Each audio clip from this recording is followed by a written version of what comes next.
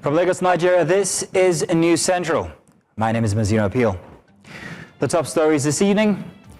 President Tinubu holds closed-door meeting with newly appointed service chiefs in first official engagement after military reshuffle. Rights activist Omoyele Sowore released from Kuje prison following his arrest for leading #Free Nnamdi Kanu Now protest. And deadly protests break out with 4 already killed as President Biya declared winner of Cameroon presidential election. In business, federal government announces listing of 260 billion naira worth of bonds for subscription at its October auction. And in sports, former presidential candidate Peter Obi criticizes Nigeria Football Federation, calls alleged mismanagement of FIFA grants shameful. Tonight begins right now.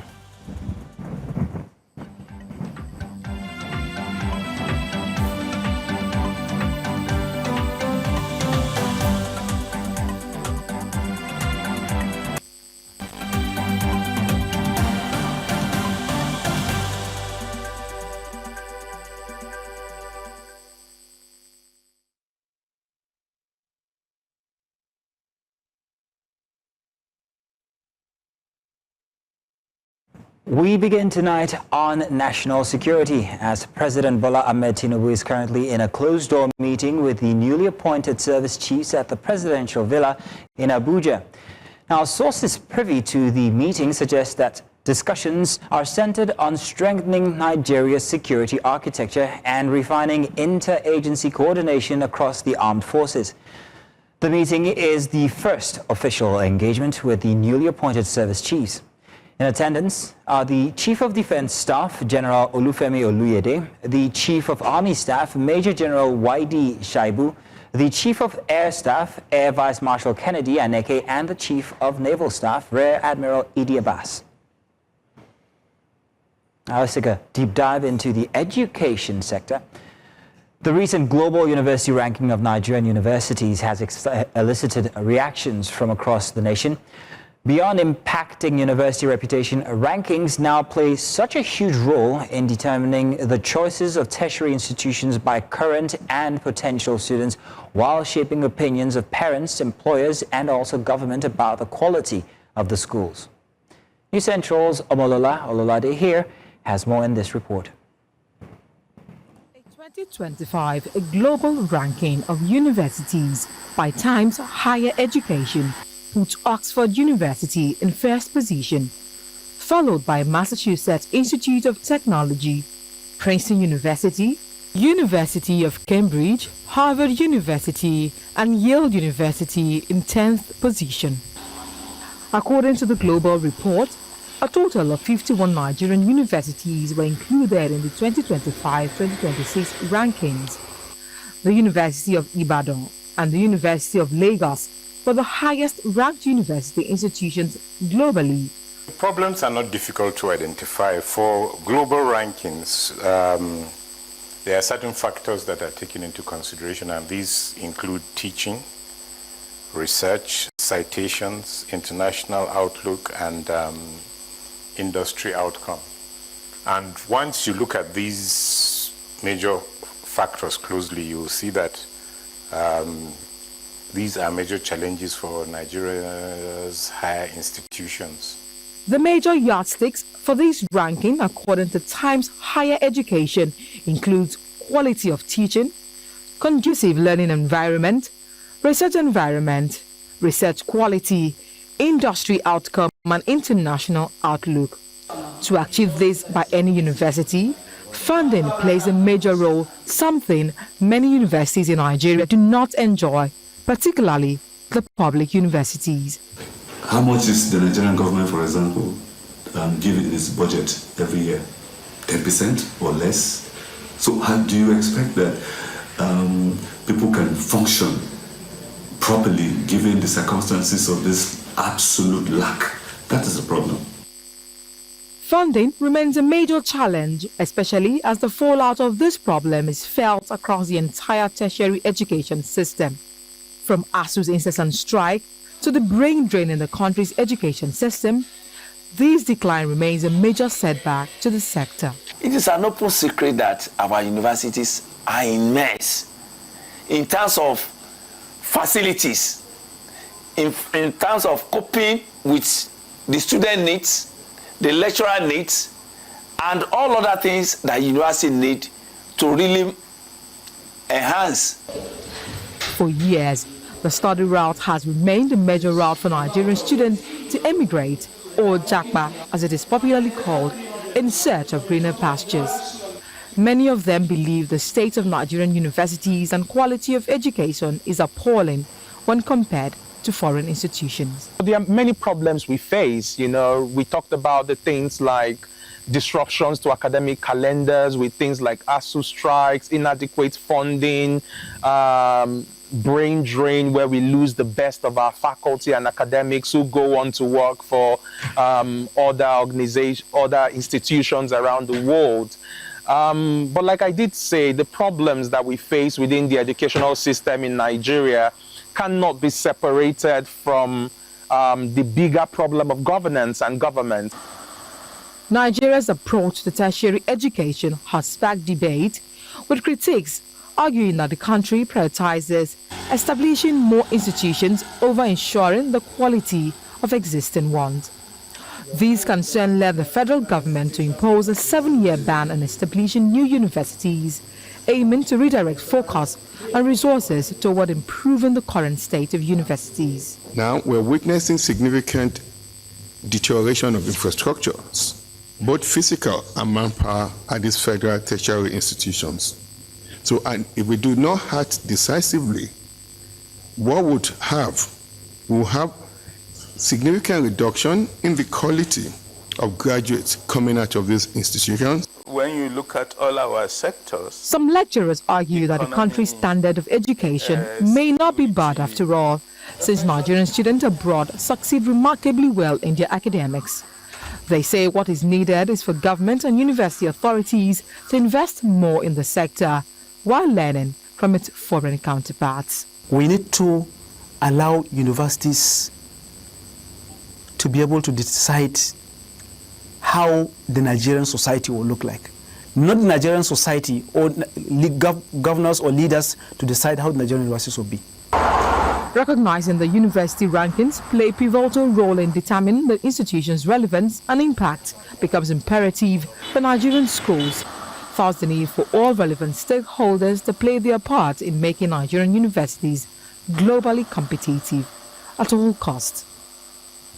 In Lagos, for News Central, Omolola Ololade. Now let's discuss this development with Professor Anthony Killer, Director at Commonwealth Institute of Advanced and Professional Studies. He joins me here in the studio, well, over Zoom, to talk about this. Professor, you're welcome. Thank you very much for joining. I was elated to find out that you would be joining us for this conversation. But Professor, every year when the World University Rankings come out, Nigerian universities barely make it to the list, or they sit far below in the top 1,000, somewhere around 800 to 1,000. It paints a very worrying picture about the global competitiveness. Now, this rankings, they use certain indices like research and citation, infrastructure, staff, teaching quality, international partnerships, institutional stability, funding, and also investment. But why do you think Nigerian universities continue to struggle to meet the standards of world-class institutions, despite having so many bright students and professors like yourself? Well, I think when you put it that way, one cannot but laugh. There are two shocking things for me. Number one is that from the state of things in Nigeria, one would be surprised. I was surprised that we even made it up to, about 600 in the list. I say it because there are 36 states in Nigeria. There is a federal government, and I dare say that if you look at the children of those people in government, you struggle to find many of them studying in Nigerian universities. What that tells you is that those who can, and of course, if you look at the list of Nigerian rich people, who take the first 100, if you wish, and see how many of their children are in Nigerian university, you see that there are very few. What that tells you is that those who can afford it do not put their children into Nigerian university, which is already by itself a vote of no confidence on the Nigerian universities. But on the other side, I chuckled when I read the Times report, and when they were congratulating Nigerian and African countries for moving from 10 to 50 or something like that, for having more presence, very patronizing. It shows you how little they expect of us. They give us applause for effort, for doing a bit. I think we need to take this serious. In fairness, it must be said the Nigerian institutions are fighting a battle with one arm tied behind them. Because the issues of finance, the issues of administration, the issues of autonomy of university, the issue of infrastructures are very big external issues that universities have to contend with. I must say also that I think, though understanding their conditions, I think our university leaders, our academic leaders and administrators are not doing enough to tackle the issue of being low ranked. There has to be a deliberate approach to improve ranking, and that is not there for many reasons. And that is why, to circle back to your question, the reason why we're where we are is that there is no deliberate approach to take us away from where we are. Would this approach, if we were to have it, be funding? Because some argue that the problem is not intelligence or talent, but it's investment, that government budgets prioritize quantity over quality. In our report there, we also mentioned that we want more universities, it would seem, instead of investing in what we have now. So do you believe that the issue is simply poor funding, or is it more about how existing funds are being managed and prioritized within the existing university ecosystem? Well, I think it's a mix of things. I call it general management problem, management of funds, management of people, management of policies. I think these are the causes. Certainly, universities are underfunded. Lecturers are underpaid. The infrastructures are underdeveloped and badly maintained. So there's a lot of issue there. But I also think that a lot of things could be done in kind without cash. I was in some polytechnics a while ago, and I was shocked to see their Department of Engineering and Civil Engineering so dilapidated. I was saying, so what are they doing here? Those things they can do themselves. Just turn out to find solutions. Everybody needs to roll up their sleeves, starting from government to parents to university lecturers and students.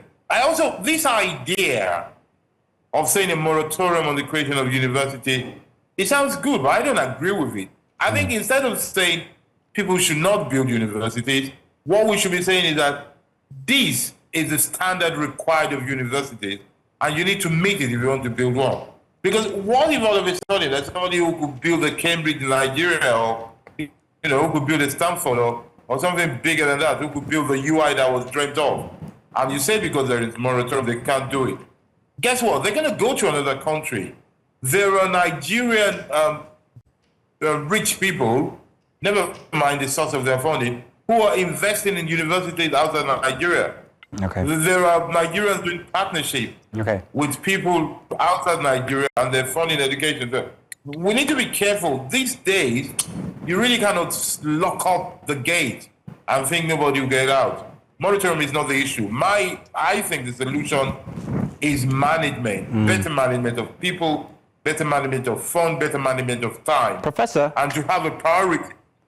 Professor, I have to manage time right now, so sorry for butting in. But countries like Kenya and South Africa, they've successfully partnered with global universities and also tech firms to raise their profiles and attract funding. What's stopping Nigerian universities from doing the same? How can we build partnerships like that actually lift the standards of our universities just by signing MOUs? Well, I think it's management, because we're not thinking along that line properly, thoroughly. Of course, it's not enough to dream it. You also have some things to offer. We have some issues with bureaucracy. We have some issues with the mindset of making things happen. I still chuckle when I see the process in getting some things done in some universities across the country. You think you're still 40, 50 years away from where we are now.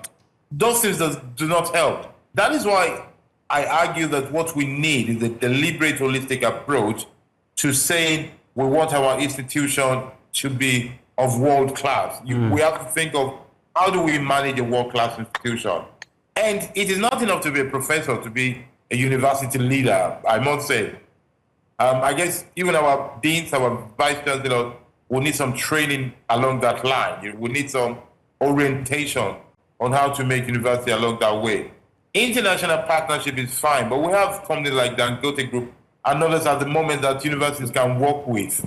And because the global outlook is one thing, you're right, getting funding is another thing, but also impact, industrial impact is a crucial thing.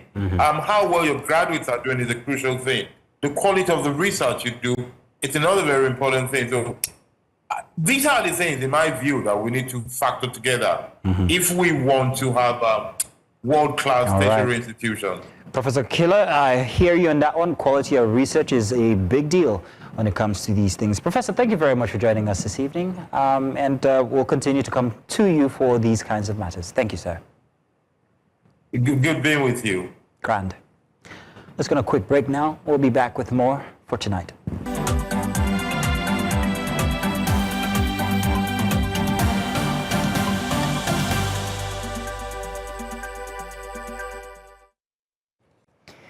All right, activist and former presidential candidate Omoyele Sowore has been released from Kuje Prison, Abuja, after fulfilling his bail conditions. Sowore confirmed his release in a post on his verified X handle on Monday. The activist was arrested last week by operatives of the Nigerian police force alongside Aloy Ejimako, special counsel for the indigenous people of Biafra leader Nnamdi Kanu, and 12 others. That's 12 other protesters during the Free Nnamdi Kanu Now demonstration in Abuja. They were arraigned last Thursday before a magistrate court in Kuje, Abuja, on charges of unlawful assembly and disturbance of public peace. Despite meeting the bail conditions, Sowore was rearrested by police officers shortly after the proceedings. Shore's arrest last Thursday occurred shortly after he left the Federal High Court in Abuja, where he had attended a court proceeding involving the IPOB leader. And similarly, the resumed trial of Biafra Nation agitator Nnamdi Kanu took a dramatic turn at the Federal High Court in Abuja as he insisted that there was no valid charge against him. Upon commencement of proceedings, Kanu abandoned his earlier plan to call witnesses in his ongoing terrorism trial, arguing that he was being subjected to an unlawful process. He maintained that there was no need to open any defense. Justice James Omotosho, however, directed him to file a written address to that effect and serve the prosecution. The judge further advised Kanu to consult experts in criminal law on the legal implications of his decision. Justice Omotosho thereafter adjourned the case till the 4th, 5th, and 6th of November for the adoption of a final written address based on the defendant's position that the evidence led so far and the charges against him have not established any case, thus the need not to enter any defense. One collapse too many now. A two-story building has collapsed in the Oyigbo area of Lagos, leaving at least one dead and 26 others said to have been rescued alive. Meanwhile, emergency responders have been at the scene since the early hours of Monday, working tirelessly to rescue those still trapped. Eyewitnesses say they could hear cries for help from under the debris as anxious families wait for updates on their loved ones. Officials are investigating the cause of the collapse, with initial reports suggesting possible structural weaknesses. Authorities are urging residents to stay away from the area to allow rescue operations to proceed safely.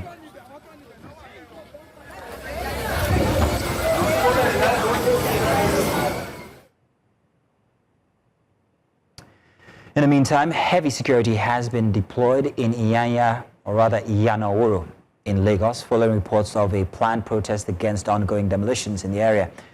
Commissioner of Police Moshood Jimoh has sent officers to maintain order as residents take to the streets expressing their anger over the destruction of their homes.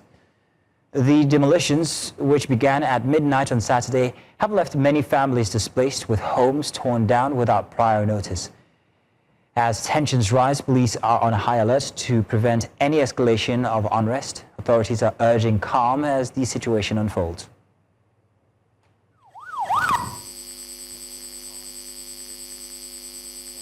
security presence floods the area following reports of a planned protest by residents affected by the ongoing demolition exercise. The police say they are on ground to maintain peace and protect lives and property. We had information far beyond now that disgruntled elements, miscreant and hoodlum, which Sowore is one of them, it is clear for all these antecedents.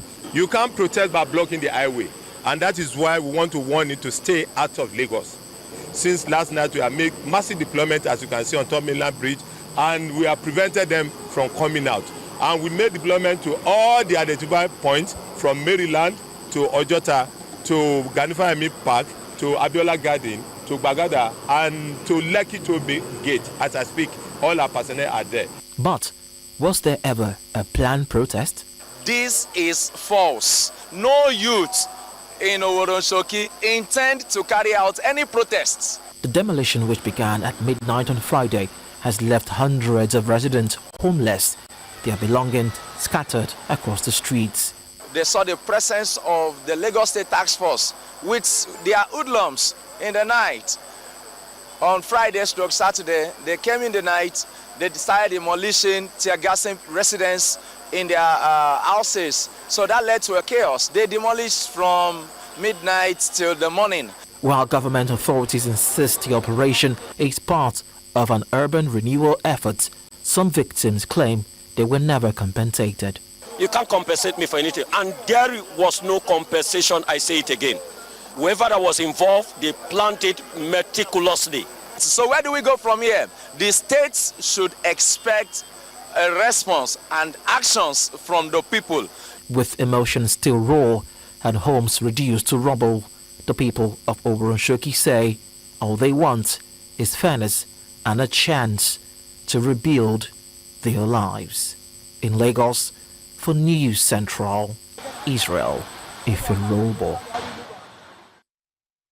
Now to other development, the Dangote Petroleum Refinery is set to become the largest in the world as it announces plans to expand its capacity from 650,000 barrels per day to 1.4 million barrels per day. The announcement was made by the president of Dangote Group, Aliko Dangote, during a press briefing in Lagos. News Central's correspondent Israel Ifirobo once again reports. Africa's largest refinery is about to get even bigger. The Dangote Petroleum Refinery, located in the Lekki Free Zone, is expanding its output to 1.4 million barrels per day in a move that will make it the largest refinery in the world, overtaking India's Jamnagar Refinery. We're expanding the Dangote Refinery. We're announcing it officially. We're expanding the Dangote Refinery from our 650,000 barrels per day to 1.4 million barrels per day. This will make it the largest refinery in the world ever. This expansion reflects our confidence in Nigeria's future, our belief in Africa's potential, and our commitment to building energy independence for our continent and the world. The expansion, expected to be completed within 3 years, will also create about 65,000 jobs, with 85% reserved for Nigerians. Over 85% of our workforce will be Nigerian, with ongoing investment in skills and technology transfer. Dangote further announced plans to list the refinery on the Nigerian Stock Exchange by 2026, allowing Nigerians to own a stake in the facility. Within the next year, we plan to actually list the Dangote Refinery and Petrochemicals Complex shares on the Nigerian Stock Exchange, which is NGX. And that is a step towards broader ownership and market transparency. We are going to list, and we want to give all Nigerians the opportunity of owning part of the refinery. You can buy as many shares as you can. We are actually, thinking that this refinery should belong to all Nigerians. Dangote expressed appreciation to President Bola Tinubu for his unwavering support, adding that the expansion will cement Nigeria's position as a global refining hub. When completed, Dangote Refinery believes this will not only redefine global refining capacity, but also boost local job creation and energy security. That means that, yes. In Lagos, for News Central, Israel. Still ahead tonight, Mali closes schools amid fuel supply crisis. We'll bring you that story and much more when we return. Do stay with us.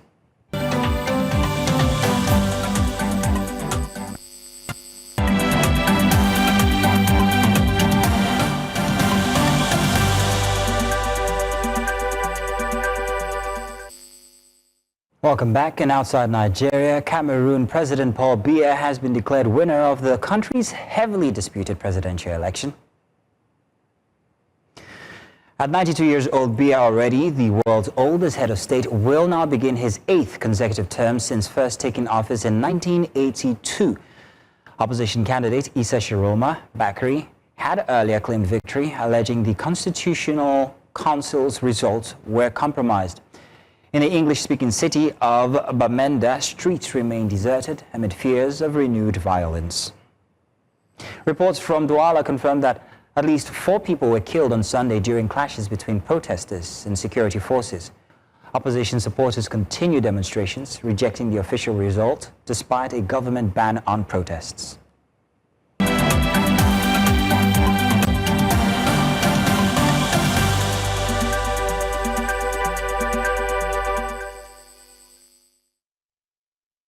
Our apologies, let's take that story again. Cameroon's President Paul Biya is set to extend his 4-decade rule after the country's Constitutional Council officially declared him the winner of the October 12th elections. But the announcement has triggered widespread unrest and also anger rather than celebration. Demonstrations broke out across major cities on Sunday, with police firing tear gas and opposition figures alleging violence and manipulation. Opposition leader Issa Shiroma Bakary has rejected the result and claims he narrowly escaped an abduction attempt at his home. Our correspondent Kathleen Ndomo here reports.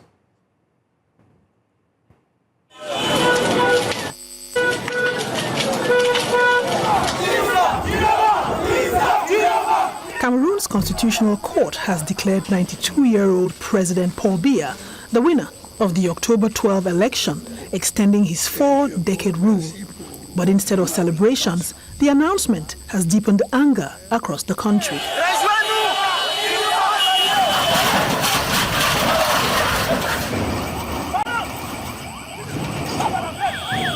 Demonstrations erupted in several cities on Sunday, even before the results were proclaimed. Opposition supporters accused the ruling CPDM party of manipulating the vote, while election observers point to irregularities at polling stations, delayed results transmissions, and inconsistencies in vote counts. Security forces have been deployed across Douala, Yaoundé and Garoua, opposition strongholds now under tight military control. Police fired tear gas and water cannons to disperse protesters defying bans on gatherings. At least 4 people were shot dead. On marchait bien.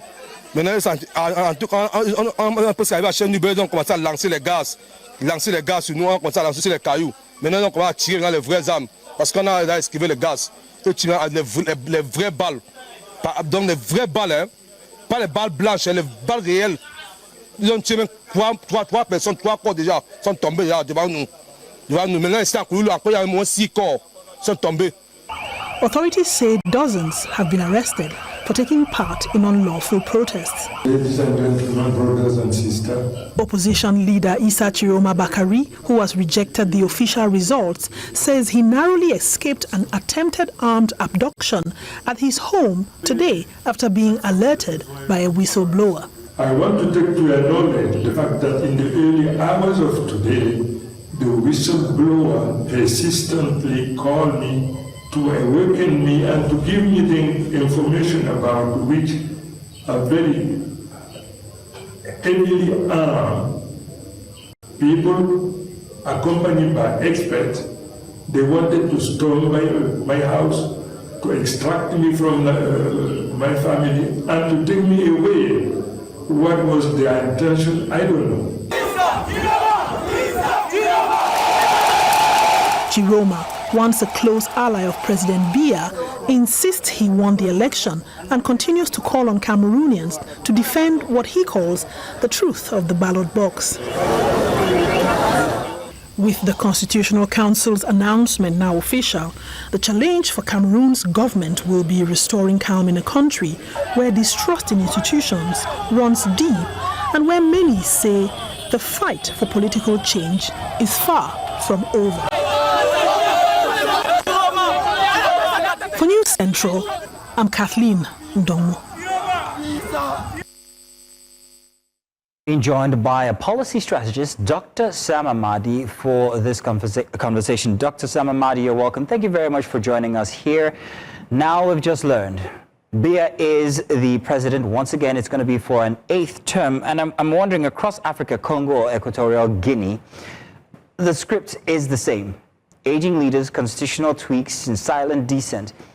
Is this a regional failure of political imagination? Or is it a deliberate system where power is designed never to leave the ruling elite? I think it's a mixture of all that. I mean, this is now the nature of democracy in West Africa. Again, if you look at the report of the Verity of Democracy, the World Authoritative Report, most of the West African states have moved from hybrid to electoral autocracy. So I think that Cameroon is perhaps a classical case of electoral autocracy and soon maybe a pure autocracy. And so a lot of this explain this. One is the fact that in West Africa, Cameroon is a classic example, elections, democracy, electoral democracy has atrophied. The institutions are no longer responsive. The state capture is incomplete. The patronage system, in fact, interestingly, it doesn't even seem like Biya is the one who is now kind of dictating the script. The script is now owing him. So it's like the first victim of this crisis is Biya, who nobody knows how much conscious or even the deliberate intentional he is. So the interesting thing is that this elite become powerful because a patronage system exists around it, and they have institutional responsibility to protect power, staying residing with Biya, not just for his own personal glory, but now a cabal, if you like, now takes over. And again, the poverty and the way they have true ethnicity, I mean, if you look at Cameroon, the French and the English division, we have in southern Cameroon equivalent of perhaps even higher than what's going on with the IPOP conflict. The core was secession and independence. So poverty, fragility, self-fragility, lack of civic consciousness, lack of nationalism, and those who could speak up, the educated civic forces have all migrated, and those who are left behind are traumatized, badly oppressed. So it's a mixture of all this, and then of course the institutions of West Africa and African peer review mechanism don't work. AU leaders are more concerned with stabilizing themselves rather than there's no leading power in Africa, like perhaps you had in America, leader role in Latin America. There's no gumboot diplomacy. There's no effective intervention to extricate the people from what's now like a chain. It's a mess that has chained them to politics with no element of accountability or even sanity. It's going to be terrible that perhaps you see total autocracy. And the interesting thing is that these autocrats also are not effective. So unlike what we had in Asia, where you had authoritarian states that were effective in delivering development, these ones are anarchical and lawless and weak, and that's a recipe for anarchy down the line. Dr. Amadi, I had other questions, but unfortunately we've used up the allotted time. But thank you very much for joining us this evening. We'll continue to see how it goes in Cameroon. Thank you, sir. Thank you. Mali has announced the closure of schools for 2 weeks amid fuel scarcity due to disruptions in supply.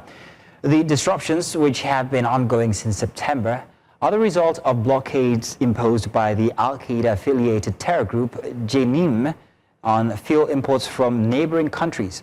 With the closure of educational institutions, the government looks to mitigate the impact on daily life. I will be back with business and sports and also entertainment. Do stay with us. Let's take a break.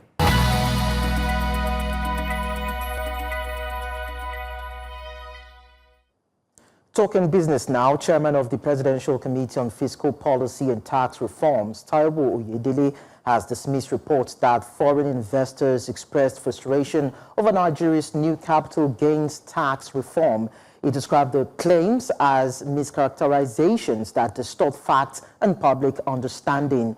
Oyedele clarified that during a virtual call organized by Standard Chartered, 281 participants from over 10 countries joined to discuss the reform, with 80% rating the session 9 or 10 out of 10, reflecting positive engagement. In a statement titled "Setting the Record Straight on Capital Gains Tax," Oyedele emphasized that public debate should be based on facts, adding that concerns about Nigeria's competitiveness under the new tax regime are misplaced. And I'll take you through the Nigerian stock markets. The NGX closed marginally lower today as the all-share index slipped 0.1% to 155,496.15 points, with market capitalization dipping at 98.69 trillion naira. And over to sectoral performance, we see that the banking sector dropped 3.56% amid broad-based sell-offs in Tier 1 names, while insurance bounced 0.81% on renewed interest in select underpriced financials. Oil and gas surged 8.54%, a strong sector outperformance by some stocks, and consumer goods fell 0.65% as food and beverage came under pressure, while industrial goods climbed 4.31% on strength in cement and construction material stock. Well, the market appears to be rotating sharply as energy and industrial attracted appetite, with financials and consumer names facing headwinds. That's it on Business News. I am Lekon Obanjo. We'll bring you sports news in a short while.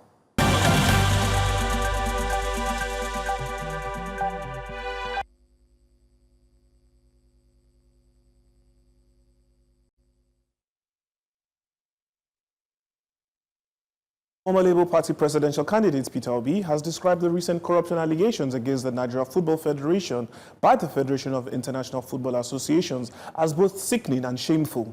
Speaking via his ex-handle on Monday, the former governor of Anambra State described FIFA's recent revelation about the mismanagement of funds released to Nigeria's Football Federation for stadium development and youth talent growth as a reflection of Nigeria's deeper malaise. According to him, it perfectly mirrors the broader decay in how the country's scarce natural resources are handled, adding that the further investigations will reveal even worse realities than what most Nigerians currently know. Nigeria's Super Falcons held their final training session in Abeokuta today ahead of their second leg clash against the Benin Republic in the 2026 Women's Africa Cup of Nations qualifiers. The 10-time African champions resumed training at the MKO Abiola Sports Arena after returning from Lomé, Togo, where they secured a 2-0 first-leg victory. Deborah Abiodun provided both assists for Chiwendu Ihezwo and Esther Okoronkwo. A draw in Abeokuta would be enough to send Nigeria through to next year's WAFCON. Speaking at the pre-match conference, Super Falcons head coach Justin Madugu said his team would not be taking Benin Republic for granted despite the first-leg results.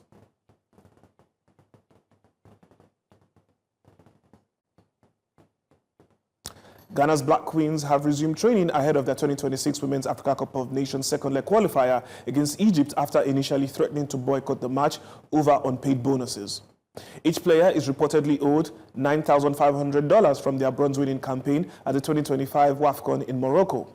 The squad had skipped training sessions over the weekend, but following a meeting with Ghana Football Association President Kurt Okraku, they agreed to honor the fixture. Sports Minister Kofi Adams assured that payments will be processed soon, denying reports that he dismissed their concerns. The Black Queens, who hold a 3-0 first-leg advantage, are now focused on sealing qualification as they prepare for the decisive return leg in Accra.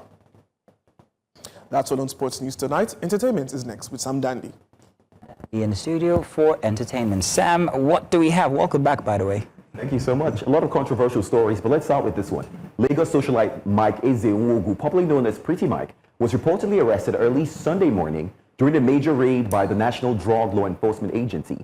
NDLEA, at club in Victoria Island. Allegedly over 100 suspects were taken into custody and cartons of illicit substances were recovered from the venue and its storage. Now the agency says investigations are ongoing, and if confirmed, this incident could mark one of the most serious reputation crises for Pretty Mike yet.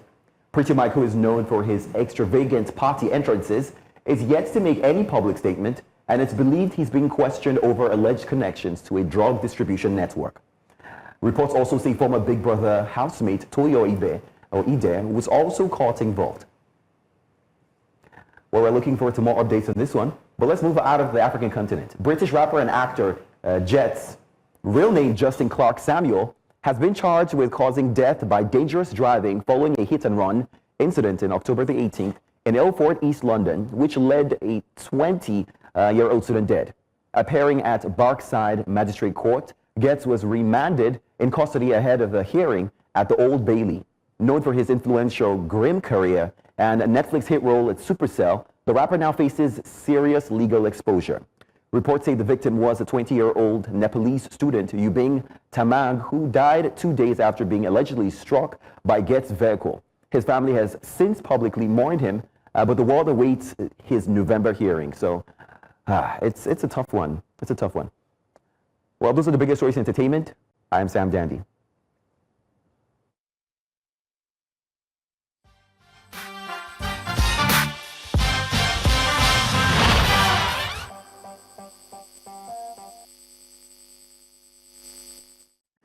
And that's it for tonight. Now, to remember, you can send your eyewitness reports to the WhatsApp number on your screens now. And do follow us on social media. We are